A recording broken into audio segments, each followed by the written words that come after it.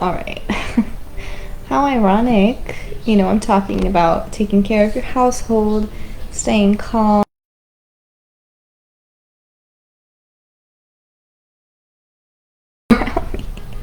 That's must be how it feels. Must be how it feels. Truly, okay, in this state that we're in. It reminds me of the meme where the dog is just sitting there calmly with his little hat and piece of paper and is going up in flames behind him. All right, it was a little bit melodramatic. Stay calm, everything's fine. Meanwhile, no, everything is good, you guys, truthfully. Although the good does come with the bad, and the bad does come with the good. So just think about this as we go over this quote. Nehemiah did a great and noble thing by asking permission of his king to go out and rebuild the gates of Jerusalem. I say wall because that's just the term that we're using, but they were more so like gates. Think of like a really well constructed and strong fence. Okay, this is really what that was. Yeah, so anyways, he's doing really a great thing by going and rebuilding the walls of Jerusalem. Although there is that problem, okay, there's jealousy, there's problems that are arising, and we're going to talk a little bit about that today. And before we do, we'll just go ahead and start out with this quote, which I did discover. It's Francis Bacon, I believe, who's doing these prosperity notes. But anywho, it says, "Prosperity doth best discover vice, but adversity doth best discover virtue." All right. So we've talked about this just a little bit. When the times are hard, we actually become humbled. Okay. So in turn, discovering virtue or discovering the good parts about us and getting closer to God and praying to God when times are hard. Although when we're in prosperity, it's almost like our accountability goes out the window. We feel like we don't need to answer to anyone. We feel like we can do what we want, so the vices become more apparent. So with that, it's like the good comes with the bad, and the bad comes with the good. Nehemiah is doing a good thing by going to Jerusalem and helping them rebuild, although they are getting complaints. They're getting issues from the people around them. When somebody from afar sees you building and reconstructing, they think maybe the worst. They think something is going on in a sense that, oh, Jerusalem is reconstructing its gates. They're building back up. They must be getting ready for war, something of that nature. So that's exactly what the people around them are thinking at this time. Let's go ahead and read about this section starting in chapter 2. We have here Nehemiah in the voice of Nehemiah. "I went to Jerusalem. After staying there 3 days, I set out during the night with a few others. I had not told again with this. Hey, Khan, you need to stop." He's being very bad, you guys. He keeps knocking over the trash can. Come here. He's going to jail. You're going to jail. Come on. Okay. Stay here for... No. Stay. Oh. He's being bad. Anyways. I set out during the night with a few others. I had not told anyone what my God had put in my heart.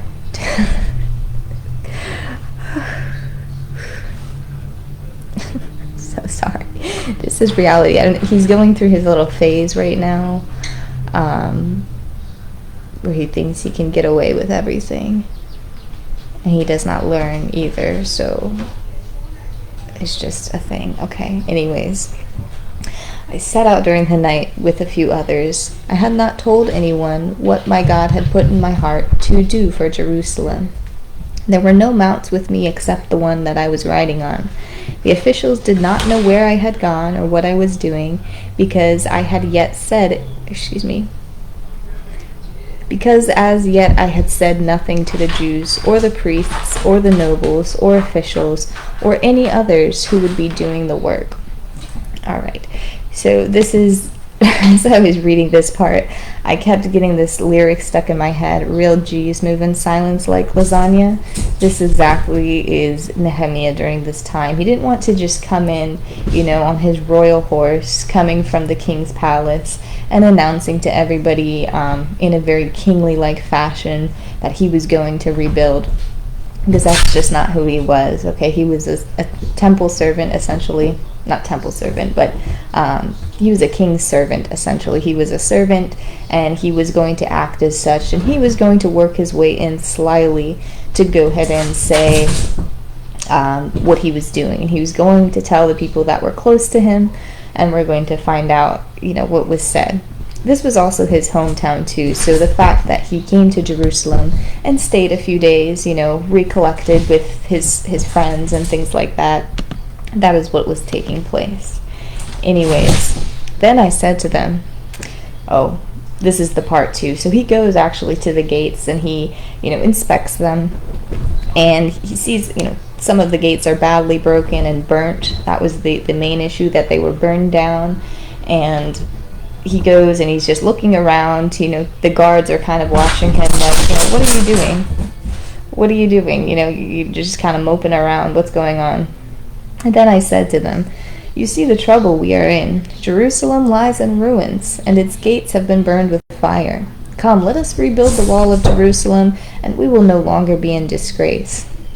So he moves in humbly, and he just suggests very lightly, not that this was his whole plan, and he had letters from the king and resources coming in, so he downplayed his efforts quite a lot.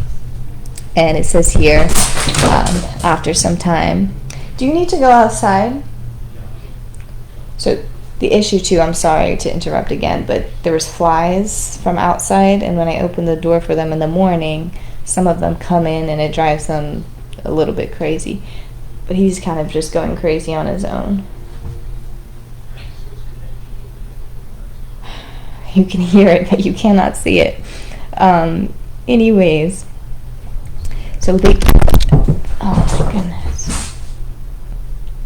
You guys, I literally cannot. I'm crying. Okay.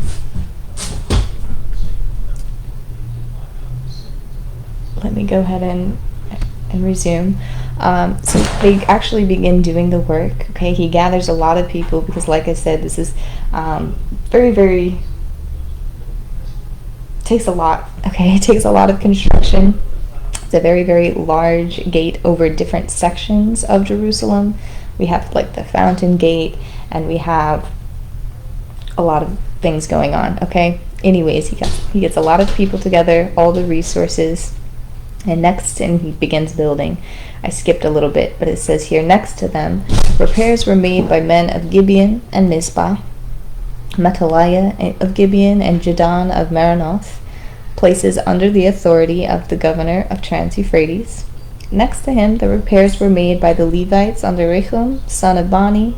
Beside him, Hashabiah, ruler of half the district of Keilah,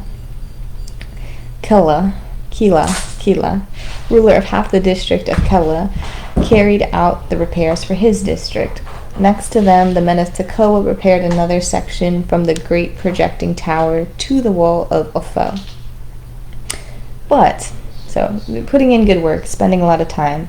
But when Sanballat, Tobiah, the Arabs, the Ammonites, and the people of Ashdod heard that the repairs to Jerusalem's walls had gone ahead and that the gaps were being closed, they were very angry. They all plotted together to come and fight against Jerusalem and stir up trouble against it. From that day on, half of my men did the work, while the other half were equipped with spears, shields, bows, and armor. The officers posted themselves behind all the people of Judah who were building the wall. Those who carried materials did their work with one hand and carried a weapon in the other, and each of the builders wore his sword at his side while he worked. But the man who sounded the trumpet stayed with me. All right. So they're doing this work, right? They're rebuilding, they're reconstructing, and they literally have to be on guard with weapons ready. Okay, they have this prosperity, they have this backing from the king of the Trans-Euphrates, the king of Persia. They have letters, they have resources, they have everything they can need. But prosperity doth discover vice. Okay, we have the outsiders, the Ammonites, the Arabs, thinking that Jerusalem is getting ready for war. The fact that they're rebuilding their gates and they're coming in and getting angry. And perhaps it wasn't even the fact that they thought that they were getting ready for war or something like that. They could have just been very jealous, just seeing that this was taking place, and who knows. Like, I don't know how best to describe it, but the most logical reason would be that they were angry, thinking that Jerusalem was reinforcing itself to get ready to become this great war power again, to take over. So again, Nehemiah, he has very good intentions. We talked a little bit about intentions here. The intentions are good, the efforts are good. He has the resources, but there's some problems that come along with it. They literally have to be working in one hand and fighting with the other. If this sounds familiar to you, then this is for you. Otherwise, I don't really know what else to say. Everything is fine. It's quiet over here now. Goodness gracious. But I appreciate you guys listening. This is what's going on as of right now. They're on guard. They're ready for anyone to come and attack them, because these people here that were brewing their envy, they had threatened that they were going to attack. And Nehemiah was praying to the Lord, and he was confident that the Lord was on his side, but that did not stop them from being ready for defense if need be, just because there were quite large groups of these individuals who were getting upset at them. So again, and it's a little bit poor timing. I feel like when I'm talking about the wall, I can't help but draw parallels to what we have going on, but just please disregard any of those parallels. Normally, when I talk and when we talk about things, I like to have certain parallels, but for this sense, we're going to just really put our minds in Jerusalem and put our minds in this time frame versus drawing any parallels to what's going on. I haven't heard any kind of talk about anything political in a long time, so I'm trying to keep it that way. But God bless you guys. Thanks for listening through all this craziness, and I'll talk to you guys a little bit later. Go into our daily message tomorrow and another part of Nehemiah tomorrow. But have a good rest of your day. Stay calm. It's all okay. Have a good one.